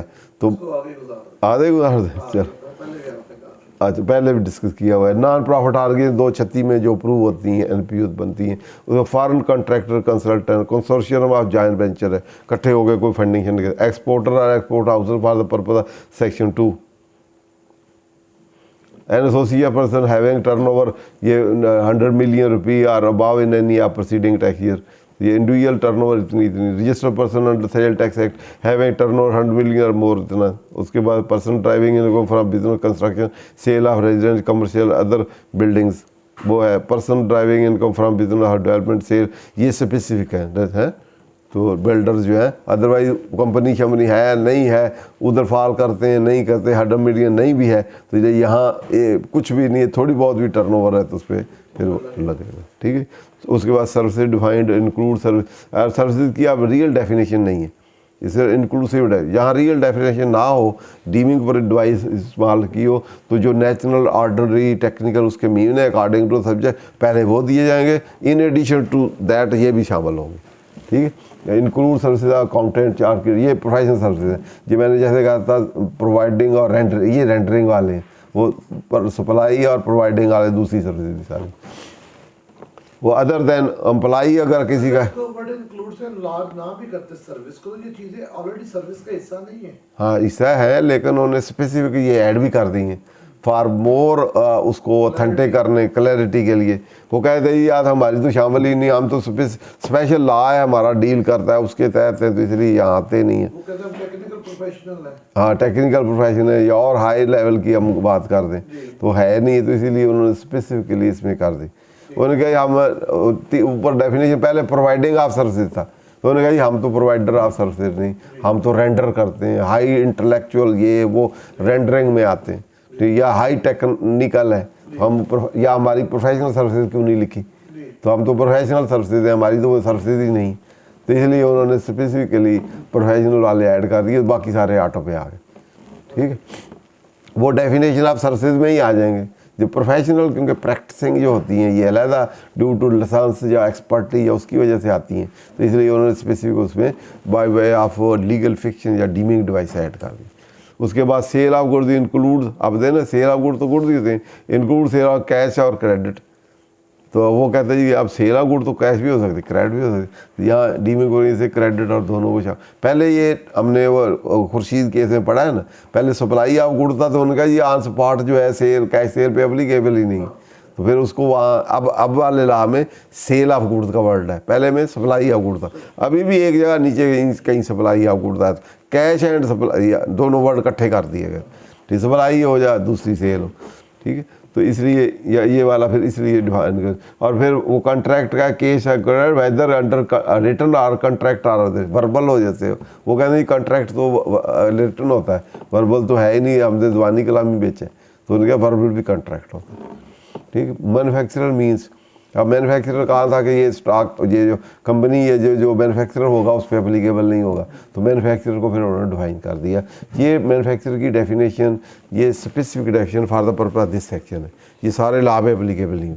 अगर उधर डिफाइन है कोई सेक्शन 2 में, तो वो that will prevail over the all income tax ordinance ना, तो ये है अगर हो तो बाकी सेल टैक्स एक्ट उसमें सारों में टेकिंग के अंदर इसको थोड़ा नहीं देख, उधर देखें मैन्युफैक्चरर है, बाद और डेफिनेशन में मैन्युफैक्चर लिख के एज डिफाइन कर देते हैं ना, इसको भी एज डिफाइन की पहले नहीं थी, लेकिन बाद में मेरा ख्याल है कि उन्होंने नहीं लगी, चलो देख लेते हैं। नहीं डेफिनेशन में देखे ना, 2 में सेक्शन में देखे, अच्छा नहीं है, हमने सुबह इसको ढूंढा है वहाँ से ना, ठीक है सही। अच्छा, मैन्युफैक्चरर की अगर डेफिनेशन नहीं है तो ये सेक्शन स्पेसिफिक है, तो वहाँ कोई डिफाइन वर्ड ना हो तो सबसे पहले मैंने कहा हुआ है कि सबसे पहले देखते हैं कि वर्ड वहाँ डिफाइंड है या नहीं। अगर नहीं डिफाइंड तो फिर ऑर्डिनरी मीनिंग लेते हैं, ordinary natural meaning, dictionary meaning या जुडिशली डिफाइंड मीनिंग। अगर लेजिस्लेटर ने इनकम टैक्स के रेफरेंस से डिफाइन किए हैं, बहुत से किए हुए, तो वो मीनिंग लेते हैं, और फिर उन मीनिंग में डिक्शनरी में जुडिशियल हो तो जुडिशियल वाले ले लेते हैं, ना हो तो ordinary, dictionary, technical, popular meaning लेते हैं जो इस सब्जेक्ट पे फिट इन होता। तो वो फिट इन जो होता है वो वैसे यही होता है कि जो मैन्युफैक्चर की 2-3 कैटेगरी हो सकती हैं। एक तो ओरिजिनल रॉ मटेरियल को कन्वर्ट करे इनटू एन अदर शेप, और सिंगली या कोलेक्टिवली, और उसका फंक्शन बदल जाए। फंक्शन मतलब जो रॉ मटेरियल है आपने को कन्वर्ट किया, जस्ट उसको पॉलिश कर दी, तो मैन्युफैक्चर नहीं है, अनलेस लॉ में डिफाइन किया होगा ये भी उसकी मैन्युफैक्चर। जर्नल ये है कि वो रॉ मटेरियल को या सेमी फिनिश गुड्स को या पार्ट को आप असेंबल करें दूसरी चीज़ में, और उसके फंक्शन बदल जाए, उसकी आइडेंटिटी, उसका जो उसकी शेप और उसका फंक्शन, ये चीज़ें हों तो आपकी मैन्युफैक्चरिंग। ठीक है, अगर आप सपोज कंप्यूटर है, इसके पार्ट ख़रीदे हैं तो पार्ट भी मैन्युफैक्चर हो सकते हैं, उसके आपने रॉ मटेरियल लिया, पार्ट बनाया तो मैन्युफैक्चरिंग हुई। अब पार्ट को आपने असेंबल किया तो कंप्यूटर बन गया। अब कंप्यूटर की और पार्ट की शेप डिफरेंट होगी, आइडेंटिटी डिफरेंट हुई, जो फंक्शन कंप्यूटर कर रहा है वो पार्ट नहीं कर रहा, तो इसलिए फंक्शन डिफरेंट हो गए। फंक्शन का डिफरेंट होना, आइडेंटिटी का, शेप का, इन सारी चीज़ों का होना, फिर वो चीज़ एबल असेंबलिंग है, मैन्युफैक्चरिंग है। तो एक पहले मैंने चीज़ें डिफ्रेंशिएट की थी, एक प्रोडक्शन है, एक मैन्युफैक्चरिंग है और एक असेंबलिंग है। ठीक है, प्रोडक्शन में पहले कोई चीज़ एग्जिस्ट ही नहीं करती, कोई जैसे फिल्म बनाई है आपने, पहले कोई चीज़ नहीं करती। या लिविंग चीज़ें जो होती हैं, या क्रॉप्स हो गई, या कोई एनिमल प्रोड्यूस हो गए, तो वो पहले एग्जिस्ट नहीं करते। ऐसे समझें, चीज़ एग्जिस्ट ही नहीं करती, और कुछ चीज़ों ने, मादा ने, मटीरियल ने मिल के वो चीज़ एग्जिस्ट कर दी, तो वो है प्रोडक्शन। और मैन्युफैक्चरिंग में चीज़ एग्जिस्ट करती है, उसकी रिफाइनमेंट आपने इस तरह की है असेंबलिंग करके या मैन्युफैक्चरिंग करके, थ्रू आप मैकेनिकल प्रोसेस या मैनुअल प्रोसेस या इलेक्ट्रिकल प्रोसेस से आपने लेबर ये वो लगा के, डिफरेंट चीज़ों को लगा के एक नई चीज़ मैन्युफैक्चरिंग कर दी है, उससे नई चीज़ आ गई है।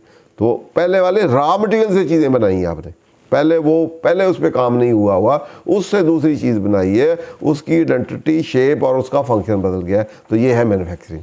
अब असेंबलिंग में आ जाए। असेंबलिंग में पहले एक मैन्युफैक्चरिंग प्रोसेस हो चुका है और पार्ट समझे बन गए, उन पार्ट्स को जो ऑलरेडी मैन्युफैक्चर हुए हैं उसको आपने इकट्ठा किया है, कि नई चीज़ बनाई है, शेप बदली है और प्रोडक्ट बदली है जिसके नए फंक्शन है। जैसे मैंने असेंबलिंग में कंप्यूटर की दी, अब जो उसका पार्ट बना है वो रॉ मटेरियल से बना है, वो मैन्युफैक्चरिंग। अगर वो एग्जिस्ट ही कोई चीज़ ना करता हो जिससे बना हो तो वो प्रोडक्शन। क्लियर? ये फंडामेंटल उसके हैं। इस तरह हम देख सकते हैं कि प्रोडक्शन क्या है, मैन्युफैक्चरिंग क्या है और असेंबलिंग क्या है। तो बाकी सर्विसेज वाले में ये चीज़ें आती नहीं, ये मूवेबल चीज़ें वो गुड्स की पार्ट में हमने दे दी। और इसी तरह मैन्युफैक्चरिंग ओवरऑल देखें तो प्रोडक्शन, मैन्युफैक्चरिंग, 3 कैटेगरी बिजनेस इसमें होती हैं। एक होती है आपकी जिसको कॉमर्स में हम कहते हैं इंडस्ट्रियल मैन्युफैक्चरिंग सर्विसेज जिसको कहते हैं, उसको कॉमर्स कहते हैं, या ट्रेडिंग। तो ट्रेडिंग में बाय सेलिंग गुड्स होती है, मैन्युफैक्चरिंग ट्रेडिंग में एक चीज़ से दूसरी बनाते हैं, और कॉमर्स में आप सर्विस रेंट, इंश्योरेंस, बैंक, जितनी इंश्योरेंस है, तो वो ब्रॉडर सेंस में हम कहते हैं बिजनेस के 3 पार्ट समझ लें। मैन्युफैक्चरिंग या प्रोडक्शन कह लें, एक ट्रेडिंग कह लें। ट्रेडिंग में बाइंग सेलिंग, जितने आपके डिस्ट्रीब्यूटर हैं, होलसेलर हैं, रिटेलर हैं, से सारे ट्रेड में आते हैं ना। ट्रेडर है, मर्चेंटाइज है, मर्चेंट है, कमर्स जो भी है। तो सर्विसेज में आपकी इंश्योरेंस, बैंकिंग जितनी भी है वो सारी आती हैं। तो ब्रॉडर कंसेप्ट में business any active for the मोटा प्रॉब्लम। तो बिजनेस में ये सारे, पहली कैटेगरी मैन्युफैक्चरर, दूसरी ट्रेडर और तीसरी सर्विस।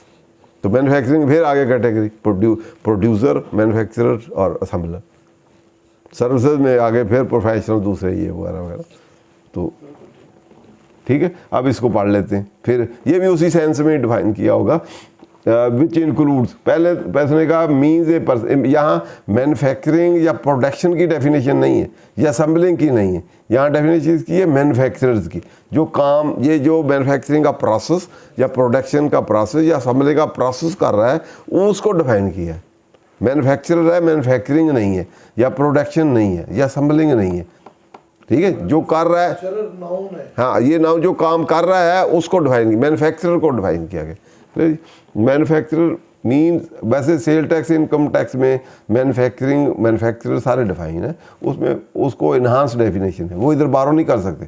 वहाँ प्रिंटिंग ये वो, असेंबलिंग ये वो, मिक्सिंग भी उसमें शामिल है, दूसरी चीज़ें भी शामिल है, जो शेप नहीं भी चाहिए, पेंटिंग भी शामिल है, उसमें बहुत कुछ है। लेकिन वो उसको इधर हम बारो नहीं कर सकते कि इधर ले आए जी वो लगा दें। यहाँ जब नहीं डिफाइन है, मैन्युफैक्चरर डिफाइन है, इस पर्पज़ के लिए ये लेंगे। ओवरऑल अगर आप लेंगे तो नेचुरल डेफिनेशन है।